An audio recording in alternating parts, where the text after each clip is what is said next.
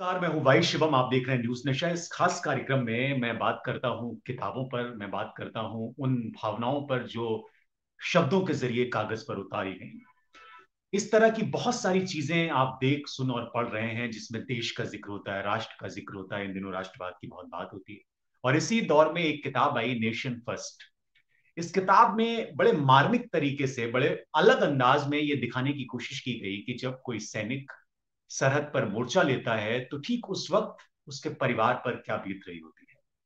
इस किताब की जो पृष्ठभूमि है वो कारगिल के दौर की है, यानी 2 दशक से भी पहले के वक्त जो युद्ध हुआ उसकी पृष्ठभूमि है।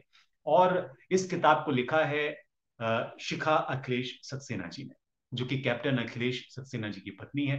वो दोनों हमारे साथ हैं आज, उनसे मैं आपका तारुफ कराता हूँ। पहला सवाल शिखा जी आपसे है। चूंकि आपने यही किताब को लिखा है, वैसे कैप्टन साहब के पास मैं बाद में आऊंगा, लेडीज फर्स्ट वाली बात है। आपने एक तो ये किताब लिखने की क्यों सोची और नेशन फर्स्ट इसको नाम क्यों दिया? बहुत सारी ऐसी चीजें हैं जिसको आप शीर्षक बना सकते थे, टाइटल बना सकते। क्योंकि जो मैं पढ़ रहा था नेशन उसमें थोड़ा सा अलग एक आपने पक्ष दिखाने की कोशिश की। नेशन फर्स्ट इसलिए टाइटल दिया गया क्योंकि एक सैनिक के लिए नहीं, एक उसके परिवार के लिए भी वही एक उद्देश्य होता है। लोगों को लगता है सैनिकों को ट्रेनिंग मिलती है, वो युद्ध की नीति जानते हैं, वो आगे बढ़ के हमारे लिए युद्ध करते हैं, लोगों की रक्षा करते हैं, लेकिन उसमें पूरा योगदान उनके परिवार का भी होता है।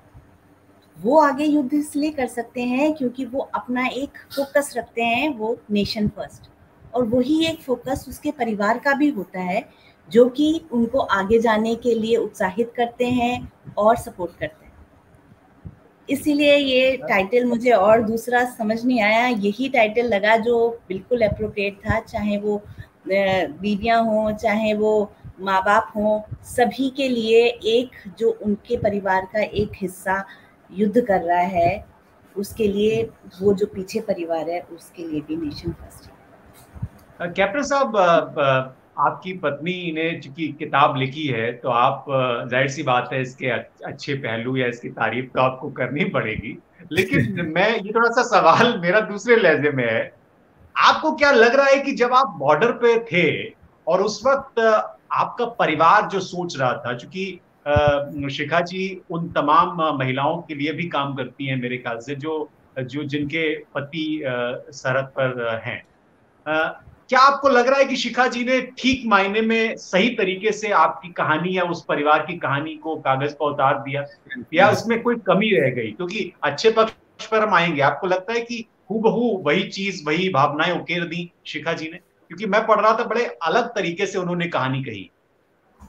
हाँ, सो दो चीजें मैं आपको बताना चाहता हूँ। पहले मैं थोड़ा सा ऐड करना चाहता हूँ, नेशन फर्स्ट जब ये नाम शिखा लग रही थी तो काफी डिस्कशन हो रहा था कि मतलब बहुत सारे हजारों नाम जैसे आपने बोला जहन में आते हैं, बट नेशन फर्स्ट ही क्यों? तो एक तो उसका रीजन ये था कि जब हम एज ए ऑफिसर बनते हैं और जस्ट ऑफिसर बनने से पहले जो अंतिम पग होता है उससे पहले एक शपथ ली जाती है। तो वो शपथ ये होती है क्योंकि आगे भी आप लाइफ में ऑफिसर बनोगे, बहुत सारे जवानों की लाइफ आपके ऊपर है, आपकी फैमिली होगी, देश होगा, तो बहुत सारी चीजें जो आपकी लाइफ में आपको कॉन्फ्लिक्ट करती है, राइट, कि क्या प्रायोरिटी होनी चाहिए। तो शपथ में ये बहुत क्लियर होता है, उसमें सबसे पहले ये होता है कि किसी भी स्थिति, हर परिस्थिति में मेरा देश, उसकी इज्जत, उसका सम्मान और उसकी सुरक्षा मेरा पहला कर्तव्य होगी, ऑलवेज एंड एवरी टाइम, हमेशा। उसके बाद आएंगे मेरे वो जवान, मेरे साथी जो मेरे साथ युद्ध में या किसी भी कठिन स्थिति में मेरे साथ हैं, उनका सम्मान, उनकी रक्षा, उनकी वेलफेयर मेरा नेक्स्ट लक्ष्य होगा हमेशा। और मेरी अपनी सेफ्टी, वेलफेयर, मेरी फैमिली की सेफ्टी हमेशा will come last, always and every time. तो ये जो एक शपथ है इसका एक बड़ा गहन मतलब है, क्योंकि अगर आप देखें जब लड़ाई हुई थी, राइट, तो हम लोग की बिल्कुल नई नई शादी हुई थी, तो एक तरफ आपकी फैमिली की रिस्पॉन्सिबिलिटी है, आप किसी के पति हैं, आप किसी के बेटे हैं, और कुछ लोग हैं जो किसी के माँ बाप हैं, तो उनके लिए वो सारी भी रिस्पॉन्सिबिलिटीज हैं, उनके साथ जो लड़ रहे हैं उनकी रिस्पॉन्सिबिलिटी है।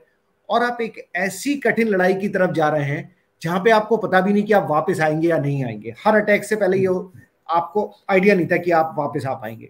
लेकिन इस परिस्थिति में भी कैसे आपकी क्या परिस्थिति होती है और किस समय आपको ये बोलना है कि मेरे लिए सबसे पहले क्या आएगा, तो वो देश सबसे पहले आता है। तो नेशन फर्स्ट, चाहे मेरे लिए हो या मेरी फैमिली के लिए भी, उनको पता है कि उनका बेटा, उनका पति, उनके फादर अगर युद्ध में गए हैं तो उनके लिए नेशन फर्स्ट है। और पूरी फैमिली, क्योंकि आर्मी में क्या होता है, जो पूरी फैमिली होती है वो भी एक तरह से आर्मी की ओवरऑल लाइफ का पार्ट बन जाती है, तो नेशन फर्स्ट आता है। तो हमें लगा इससे अप्रोप्रिएट टाइटल कुछ नहीं हो सकता। हर परिस्थिति में आपको कोई डाउट नहीं है, कोई कॉन्फ्लिक्ट नहीं है, कोई कंफ्यूजन नहीं है, कोई असमंजस नहीं है, नेशन फर्स्ट, देश हमेशा सर्वोपरि है। तो ये था। दूसरा जो आपने क्वेश्चन पूछा कि बुक ने क्या उन पृष्ठभूमि की जो है बुक की और उन परिस्थितियों को सही से सामने लाया है, तो देखिए कारगिल को 24 साल हो गए, अगले साल हम सिल्वर जुबली मनाने जा रहे हैं इसकी। उस 24 साल में बहुत बुक आई कारगिल के ऊपर, और उस बुकों में कारगिल के बारे में लिखा गया, कौन सा अटैक हुआ, कैसे हुआ, क्या उसकी स्ट्रेटेजिक नेचर थी, लेकिन वो मोस्टली डॉक्यूमेंट्री थी जिसमें सारे फैक्ट बताए गए थे कि क्या सुरक्षा व्यवस्था थी, किसने क्या किया। लेकिन एक पहलू जो बहुत अनदेखा था वो था इमोशनल फैक्टर, कि आपकी क्या परिस्थिति होती है, क्या मनोस्थिति होती है जब आप एक ऐसे अटैक के लिए जा रहे हैं जब आपको जिंदा आने के चांसेस भी नहीं है।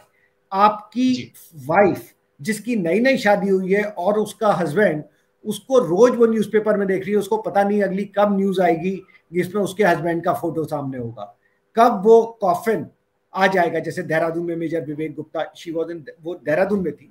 तो आपको उस मनोस्थिति में उस फीलिंग्स को, उस इमोशन को सामने लाने के लिए मुझे लगता है बहुत जरूरत थी इस बुक की। तो इसलिए मुझे लगता है वो जो मनोस्थिति है वो बड़े अच्छे ढंग से पेश कर पाई है शिखा। तो मतलब मैं काफी सेटिस्फाइड हूँ, और मुझे लगता है कि ये बिल्कुल नया एंगल है जो लोगों को बहुत पसंद आता है। जनरल मलिक ने भी इसके बारे में बात की थी, जो चीफ ऑफ आर्मी स्टाफ थे। हम आगे उसके बारे में बात करेंगे, बट हाँ मैं काफी संतुष्ट हूँ जिस हिसाब से ओवरऑल बुक आई है। बिल्कुल। शिखा जी, एक चीज एक तो मैं ये जानना चाह रहा हूं आपसे कि जब आप इसको लिख रही थी, जब आप इसको कलमबद्ध कर रही थी इस कहानी को, क्या इसमें कुछ आपने ऐसी चीजें भी इंक्लूड की हैं इस कहानी में जिस जो जो आपकी काल्पनिक एक पक्ष हो सकता है, या फिर हूबहू जो बीता या जो सोच रहे थे, सोचा जाता है, हूबहू आपने उतारी है वो कहानी? और सबसे खूबसूरत हिस्सा आपको कौन सा लगता है इस किताब का, अगर आप बताना चाहें, जिससे कि दर्शक थोड़ा सा समझ पाए सबसे खूबसूरत या ऐसा पहलू जब आपको लग रहा हो आपकी आंखें भीग गई हो या आपको इस तरह का महसूस हो? ये कहानी हूबहू एक एक क्षण मैंने जिए। इसमें कुछ भी काल्पनिक नहीं है। काल्पनिक उतना कह सकते हैं कि बताने का, किस तरह से मैं बताऊं रीडर्स को कि वो हुआ था, उतना ही है। बाकी कुछ भी काल्पनिक नहीं है। एक एक हर चीज जो मैंने लिखी है वो वैसा ही है जितना आप कहना चाहते हैं। मतलब दूसरा शब्द आपने क्या पूछा? सबसे खूबसूरत हिस्सा कौन सा है आपके? हालांकि आप पूरी किताब आपने बड़े प्यार से लिखी और पूरी किताब अलग तरीके से, लेकिन आपको अगर इसमें से चुनना पड़े, मैं आपको बहुत सारे को अच्छे एक गुलदस्ता दूं, अगर उसमें से एक अच्छा खूबसूरत फूल चुनना पड़े तो वो कौन सा हिस्सा है? जब आखिरी का हिस्सा, जब आपको लग रहा था कि चलो ठीक हो गया, सब अच्छा हो गया, वो, या जब आप शुरू कर रही थी, कौन सा हिस्सा है? नहीं, शुरू मेरे को हर हिस्सा, हर एक पोर्शन अच्छा लगता है। और जो भी मैंने लिखा पूरे डिवोशन से, पूरे पैशन से लिखा। जब मैं लिख रही थी तो मुझे सोचना नहीं पड़ रहा था, क्योंकि वो मैंने जिया है। तो जिस तरह से जिया वैसे ही लिखती चली गई। प्रेजेंटेशन, हाँ जरूर, किस तरह से शुरू करूं, कहाँ से कहानी शुरू करूं, ये मैंने जरूर सोचा समझा कि किस तरह से कहाँ से शुरू करना चाहिए। तो मेरी जो स्टोरी शुरू हुई है वो वहीं से शुरू हुई है, जबकि एक सैनिक नीचे अपने आप को बचाने के लिए नीचे की तरफ फिर से घायल हो गया है और वापस आ रहा है। लड़ाई जीतने के बाद वो घायल हो गया है और वापस आ रहा है। वो अब अपने प्राण की रक्षा करने के लिए कितना चल पा रहा है, किस तरह से वो मेडिकल कैंप तक पहुंचता है, और उसके समय उसकी जो मनोदशा है वो क्या सोच रही है, क्या कह रही है, क्या हो रहा है। ये एक लड़ाई लड़ने के बाद एक दूसरी लड़ाई किस तरह से एक सैनिक लड़ता है। जब एक लड़ाई में वो उसने जीत हासिल कर ली तो दूसरी लड़ाई भी उसे जीतनी है। जीत जो है, जो लड़ाई है, वो एक समय तक सीमित नहीं रही, हमारी लड़ाई चलती रही। जब हम कारगिल हो रहा था वो भी एक युद्ध था, जब हम हॉस्पिटल में थे वो भी एक युद्ध था, जब हम हॉस्पिटल के बाहर आए और एक सिविल में अपने एस्टेब्लिशमेंट किया वो भी एक युद्ध था।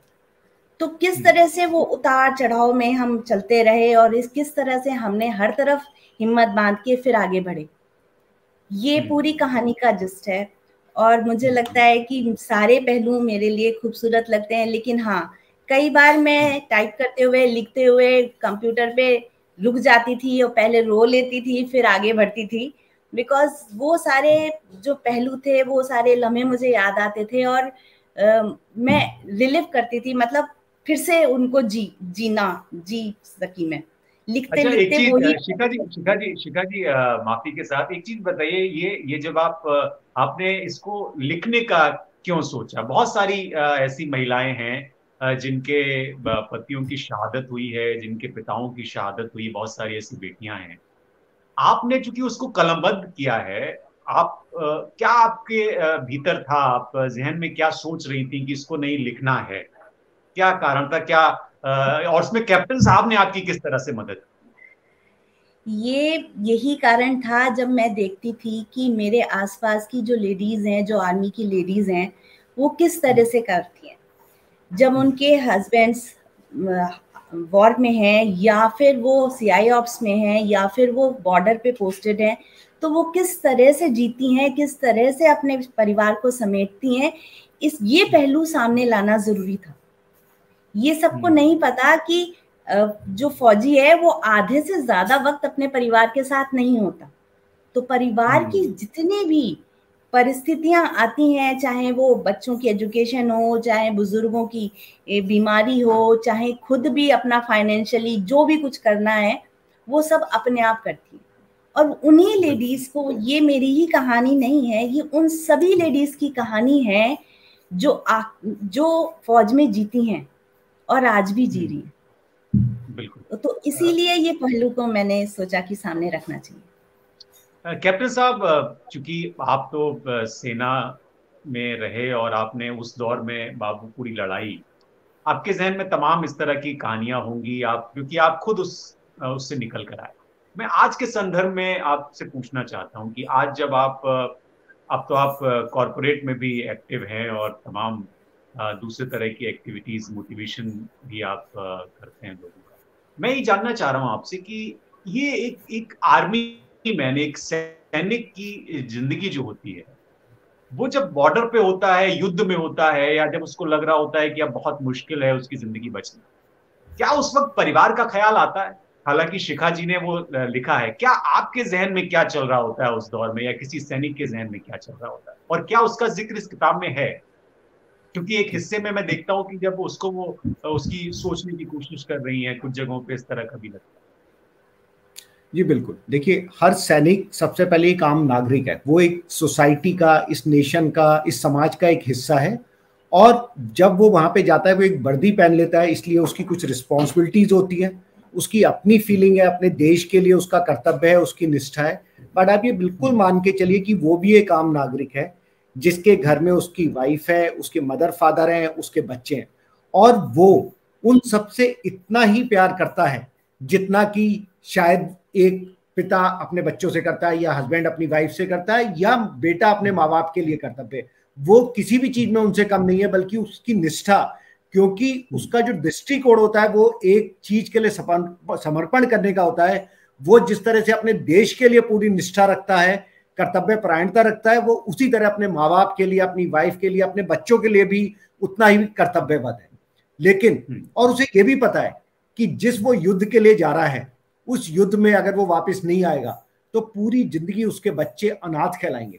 उसको ये बात पता है, फिर भी वो कदम ले रहा है।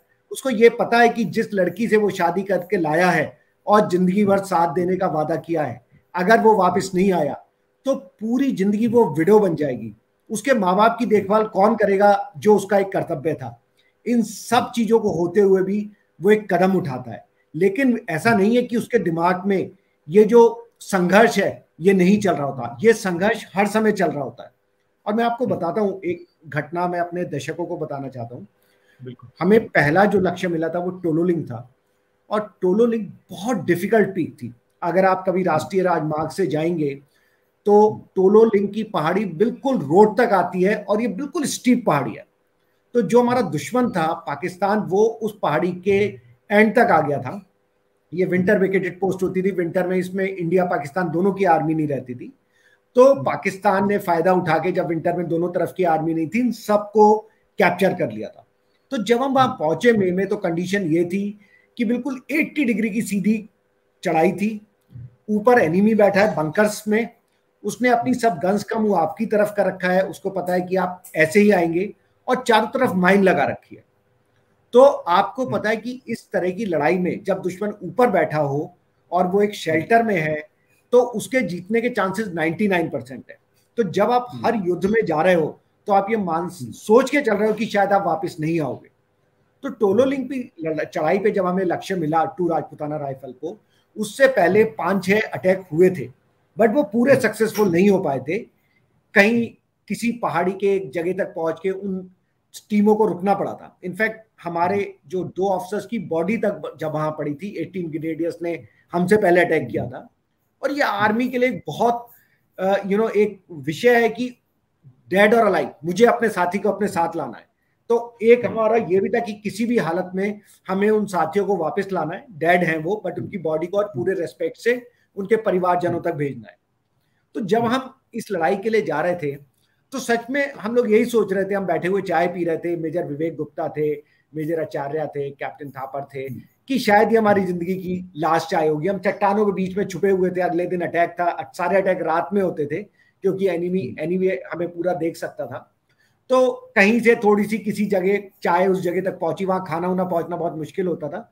तो लोगों को 2-2 सिप चाय किसी तरीके से पी रहे थे, और हम ये सोच रहे थे शायद ये जिंदगी की लास्ट चाय होगी। बट फिर भी हम पूरे कर्तव्यबद्ध थे कि नहीं, कुछ भी हो जाए हमें जीत के आना है। उस दौरान आपने बात की थी शिखा जी से, अपने परिवार से, जब आप उस मोर्चे में थे, कितनी बात हो पाती थी उस समय, और क्या उसका जिक्र किताब में है? हाँ जी।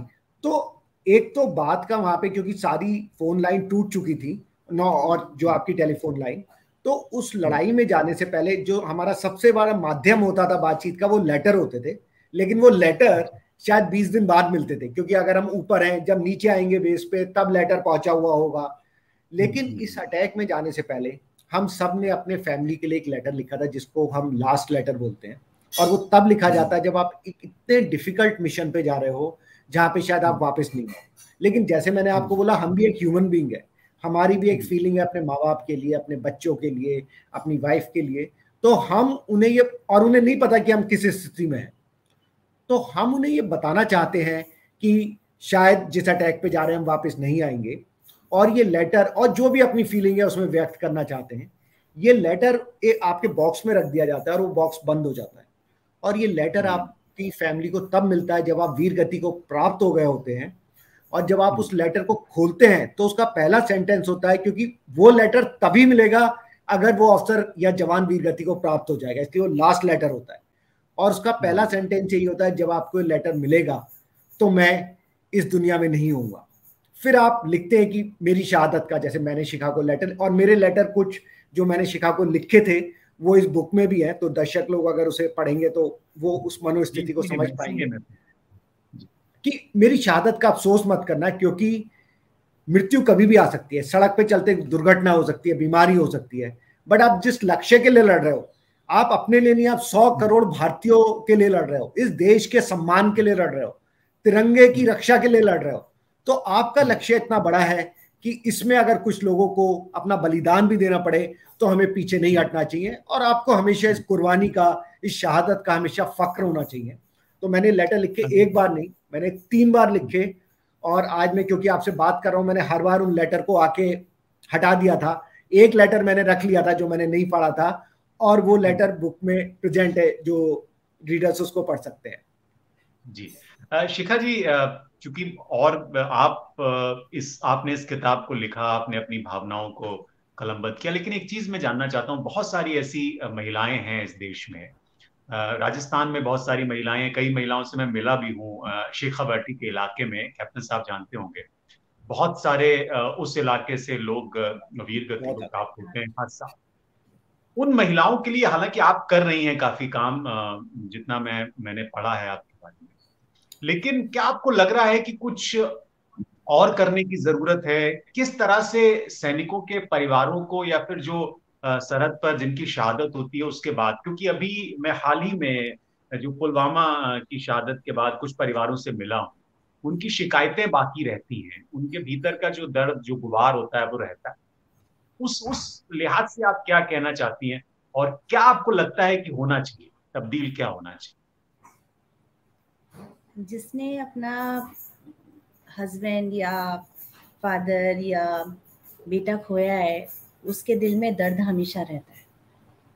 और मेरे ख्याल से हम जितना भी कर पाए उनके लिए कम है, क्योंकि उन्होंने जो खोया हम उसको भर नहीं पाते। किसी भी तरीके से हम उनके लिए कितनी भी सुविधाएं जुटाएं, लेकिन जो बंदा उन्होंने खो दिया अपने परिवार का, वो वापस नहीं आ सकता। मुझे लगता है अभी भी सम्मान और जितना भी कर सकते हैं उतना कम है, हमें और करना चाहिए। जो लोग रह रहे हैं, जो राजस्थान में हैं, जो पहाड़ी इलाकों पे हैं, ये सारा एरिया आप देखिए बॉर्डर से लगा हुआ है, और इसी पर सबसे ज्यादा इम्पैक्ट आता है जब भी कोई लड़ाई होती है। जब भी हमारी पड़ोसी देशों से लड़ाई हुई है, तो ये जो बॉर्डर का एरिया है यही सबसे ज्यादा इम्पैक्ट में आता है। इनके परिवार टूटते हैं, घर जलते हैं, बच्चे बेघर हो जाते हैं, बीबियां विधवा हो जाती हैं। वो जो दर्द है वो वहीं के लोग समझते हैं, इसीलिए बहुत ज्यादा वहां से लोग सेना में आते हैं। और जो आते हैं वो उनके अंदर ये धारणा रहती है, ये कि हमारे यहाँ ऐसा हुआ है, इसकी हम रक्षा करेंगे, आगे ऐसा किसी के साथ ना हो। लेकिन वहां पर भी हमारी हानि होती है, खोते हैं हम लोगों को, तो वो दर्द नहीं जा सकता। वो दर्द जिंदगी भर वो ढोते हैं, और उस दर्द के अंदर एक गर्व भी होता है। इसीलिए मैं pain and pride goes together, कि वो दर्द तो है, लेकिन फिर भी वो अपने बेटे को ये सिखाती है कि फौज में जा। बिल्कुल। फिर से अपने बाप का, जो भी आपके फादर ने यूनिफॉर्म पहनी थी, वो अब आप यूनिफॉर्म पहनो। वो फिर भी ये इसी तरह अपने बच्चों की परवरिश करती है। तो इन लोगों के लिए आप जितना करो कम है, जितनी बार भी करो उतना। 240 शिखा जी, 240 पन्नों की किताब है पूरी। तो मैंने अभी नहीं पढ़ी, लेकिन जो आपसे बातचीत हुई या जो कुछ हिस्से मैंने पढ़े हैं, एक चीज ये हमेशा कही जाती है आजकल के दौर में, फिल्मों में खासकर, कि हीरो कौन है। आजकल तो महिला प्रधान फिल्में बन रही हैं जिसमें महिलाओं को हीरो की तरह पेश किया जाता है। अब जो आपकी किताब है नेशन फर्स्ट, उसमें वैसे तो कैप्टन साहब को एक तरीके से हीरो के तौर पे दिखाया गया है, लेकिन आपका किरदार भी, तो आप इसमें हीरो किसको मानती हैं? और कैप्टन साहब आप भी, दोनों से ही मेरा ये प्रश्न है। मैं तो इन्हीं को हीरो मानता हूं, क्योंकि मुझे लगता है कि जो सैनिक हम यूनिफॉर्म पहनते हैं, हमने एक प्रतिज्ञा ली है, हम उससे बंधे हुए हैं। और जैसे मैंने आपको बताया कि किसी भी स्थिति में मेरा धर्म मेरा राष्ट्र है, लेकिन शायद इन लोगों को जो सिविल बैकग्राउंड से आ रहे हैं, जो उसका पार्ट नहीं है, उनके लिए इस मनोस्थिति, और जब वो बिल्कुल नई नई एक शादी करके आई है, जो लेडीज लड़की, और जिसका पूरा सब कुछ उसका हस्बैंड है, और वो एक ऐसी स्थिति में खड़ा है कि उसको पता नहीं कि कल वो वापस आएगा नहीं आएगा, उस स्थिति में अपने आप को तैयार करना, ना सिर्फ तैयार करना, बट हमेशा ये बोलना कि जो आपका कर्तव्य है आप उस कर्तव्य पे आगे बढ़ो, और जो भी होगा हम साथ हैं। और वो उसके साथ साथ वो विश्वास रखना कि कुछ गलत नहीं होगा, और हम सही चीज के लिए लड़ाई लड़ रहे हैं, हम सही साइड में हैं, हम डेफिनेटली जीतेंगे और हम फिर से साथ रहेंगे। तो आई थिंक, मतलब इमोशनली इफ आई से, तो definitely she is the heroine of the book. And Shikha ji, आपको क्या लगता है? मुझे लगता है मैंने जो कैप्टन साहब तो कह सकते हैं, आप बगल में बैठी हुई हैं, लेकिन आप मुझे बताइए कि आपने लिखा। मैंने जब बुक लिखी तो मेरे जहन में सिर्फ हमारे देश के वीर थे। हमारा जो इंडियन आर्मी है वो इस तरह से पुरोई और बंधी हुई है, जिसको कि मैं हीरो मानती हूँ। उनके जैसे जो मैं अगर आप मुझसे पूछें मैं जितना समझ पा रहा हूँ, मुझे लग रहा है कि वो ठीक है कि आपने एक कहानी कही, लेकिन एक जो हिडन हीरो इसमें दिखता है वो मुझे लगता है कि वो तमाम महिलाएं हैं जिनके पति यस, सरहद पे हैं। तो वो बिल्कुल। सभी इसमें वो एक कलेक्टिव लगता है जो आपने उभारने की कोशिश की, और कमोवेश हर परिवार में वही स्थिति होती है। आप एक पत्नी ही समझ सकती है, एक माँ ही समझ सकती है कि वो क्या हो रहा है उसको आपने। अच्छा, आखिरी सवाल मेरा इस इंटरव्यू के हिस्से का, एक तो ये किताब अगर आप कोई पढ़ना चाहे तो वो कहाँ से उसको मिल सकती है ऑनलाइन, अगर आप उसको बता दीजिए। और दूसरा ये कि क्या और भी कोई शिखा जी प्लान है आपका कि इसको आप नेक्स्ट इट्स पार्ट 2 या फिर कोई दूसरा पहलू जो इस किताब में नहीं आ पाया? ये किताब हर जगह अवेलेबल है, क्रॉसरोड्स, Amazon, क्रॉसवर्ड, जितने भी show show book book store, book stores हैं वो उन सब पे अवेलेबल है, और ऑल ओवर इंडिया अवेलेबल है। अच्छा, तो अगर आप हाँ, अमेजोन पे गूगल करेंगे नेशन फर्स्ट शिखा अखिलेश सक्सेना, तो आपको ये आराम से इसका लिंक मिल जाएगा। और अगर आप अच्छा, किसी भी बुक क्रॉसवर्ड स्टोर्स पे पे जाएंगे, जाएंगे, क्रॉसवर्ड्स मेनली, वो क्रॉसवर्ड्स जो हैं वो रीडर्स के लिए एनवायरनमेंट भी बनाते हैं, वहाँ लोग बैठ के पढ़ते भी हैं और बहुत लंबा टाइम बिताते हैं, जैसे कैफेज और बुक्स एक साथ हैं। और भी बहुत सारे स्टोर्स हैं जिन पे ये बुक्स हैं, और ऑल ओवर इंडिया, पूरी भारत में हर जगह, और बाहर भी हैं जहाँ पर मतलब बाहर भी बुक्स हैं ये, और मतलब ये जो पब्लिशर है, ये हैचेट इंडिया, ये एमएनसी है, और इनकी बुक्स पूरे वर्ल्ड में जाती हैं, तो ये हर जगह अवेलेबल है। किंडल एडिशन भी अवेलेबल कैंडल है। एडिशन भी अवेलेबल है। तो अगर कोई किसी को भी बस प्रॉब्लम होगी आखिरी तो में आप कोई तो हमारा नाम सर्च कर सकते हैं। अगर किसी को प्रॉब्लम भी हो रही है, नहीं हाँ, मिल रही है, कैप्टन अखिलेश सक्सेना आप गूगल कर सकते हैं और आप हमें कनेक्ट करके पूछ सकते हैं कि आप किसी को नेशन फर्स्ट भी लिखोगे गूगल पे तो आपको मिलेगा, ये जी अब इतने अवेलेबल है। जी। आखिरी में कोई और प्लान है शिखा जी आपका कि इसका पार्ट 2? क्योंकि मुझे लग रहा है कि अभी आपने पूरी बात कह दी है, अभी आपको लग रहा है कि आजकल पार्ट 2 का बड़ा जमाना है। जो मैं लिख रही हूँ वो कपल्स पे लिख रही हूँ कि दोनों लोग किस तरह से कंट्रीब्यूट करते हैं एक आर्मी के अंदर। तो दूसरा मेरे जहन में है जिनको मुझे उठाना है, लेकिन अभी मैं बता नहीं सकती, लेकिन हाँ, नेक्स्ट ईयर वो जरूर आएगी बुक। मतलब मैं बिल्कुल। ऐसे लोगों को देखती हूँ जो कि एक साथ मिलके चल रहे हैं। यहाँ फौज में सारे ही लोग ऐसे चलते हैं। मतलब आपसे कहूंगी कि एक जो फौजी की वाइफ है वो सिर्फ सितारे ही नहीं पहनती है कंधों पर, लेकिन वो पूरा योगदान देती है जिस तरह से उनके हस्बैंड्स अपने रैंक के लिए ड्यूटीबद्ध होते हैं, कर्मबद्ध होते हैं, वैसे ही एक फौजी की वाइफ भी होती है। तो कैप्टन साहब मेरी कोई कहानियां मैसेज? ऐसे ही आएंगी। जी, कैप्टन साहब कोई मैसेज आप आखिरी में देना चाहें प्रदर्शन? नहीं, मैं बस इतना ही अपने देशवासियों से कहना चाहूंगा कि जो हमारी ये स्वतंत्रता है, जो ये फ्रीडम है, हम लोग इसको मानते हैं कि ये फ्री है, हमें फ्री में मिली हुई है। 1947 में हजारों लोगों ने कुर्बानियां दी, तब हमें स्वतंत्रता मिली, और इतने 75 साल हो गए, इसलिए हमने इसको ग्रांटेड ले लिया है। बट मैं केवल ये मैसेज देना चाहूंगा, ये फ्रीडम इज नॉट फ्री। इसके लिए आज भी लोग बॉर्डर पे अपना बलिदान दे रहे हैं, अपना ब्लड दे रहे हैं।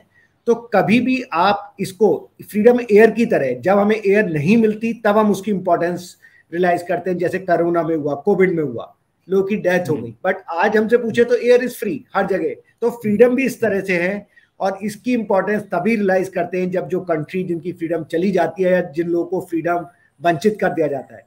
तो जो हमारे फॉलन सोल्जर्स हैं, हम उनके कर्जदार हैं, और हमेशा हमें अपनी फीलिंग सामने रखनी है कि जो अपनी जान हमारे देश के लिए लगा रहे हैं, जिससे हमारी ये फ्रीडम बनी रहे, जिससे हम अपने घरों में चैन से सो सके, जिससे हम इकोनॉमिक प्रोग्रेस कर सके। बिकॉज फ्रीडम नहीं होगी तो कुछ भी नहीं रहेगा। तो आपको ये बात हमेशा जहन में रखनी है कि freedom is not free. It cost soldiers, it cost blood, it cost life, and we need to be grateful for our soldiers who have given everything, जिन्होंने अपना सब कुछ दे दिया इस देश के लिए। यही मैं आपको बताना चाहूंगा कि अपने जहन में हमेशा ये बात रखना चाहिए, और अगर हो सके तो हमें उनका सम्मान करना चाहिए, जो भी हमसे बन पड़ता है। बिल्कुल, बहुत शुक्रिया आप दोनों ही लोगों का, कैप्टन साहब, कैप्टन अखिलेश जी आपका, और शिखा जी आपका, कि आपने एक किताब लिखी और आपने हमारे दर्शकों को बताया। बहुत शुक्रिया आप दोनों ही का हमारे कार्यक्रम में जो। आप हमसे जुड़े रहने के लिए सब्सक्राइब करें YouTube पर, फॉलो करें Twitter पर और लाइक करें Facebook पर। और ज्यादा जानकारी के लिए आपको टाइप करना होगा सिर्फ न्यूज़ नशा।